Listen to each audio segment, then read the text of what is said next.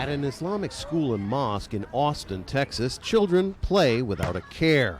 But many of their parents and other adults in the Muslim community here were jolted when Texas Governor Greg Abbott said Syrian refugees fleeing civil war were not welcome in this state.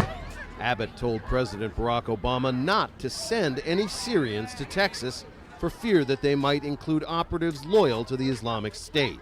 School principal Diana Abdi, herself born in Syria, says the governor is misinformed. These are families that are running away from ISIS, that have been killed by ISIS, that have been tortured by ISIS.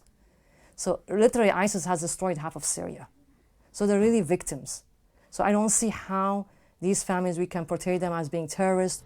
There are a handful of recent Syrian refugees in Austin, but all those we contacted declined to be interviewed, afraid that relatives back home might suffer repercussions if they spoke out publicly. But the head of the refugee help agency Caritas in Austin said all refugees are screened by several government agencies before they are allowed to settle in the U.S. We know and we are given assurances that any refugee that comes into our community has been fully vetted by the federal government through the Department of Homeland Security and all of the appropriate security checks. So far, the U.S. has taken in only about 2,000 Syrian refugees, but the Obama administration plans to admit 10,000 more over the next 12 months. Now, more than half of the governors of the 50 U.S. states say their doors are closed to Syrians.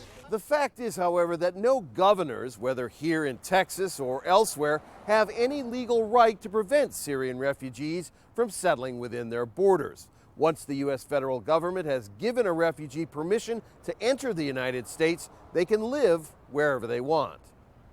Muslim leaders here are reluctant to criticize the governor. They say they understand how rattled Americans are by the attacks in Paris and elsewhere claimed by the Islamic State.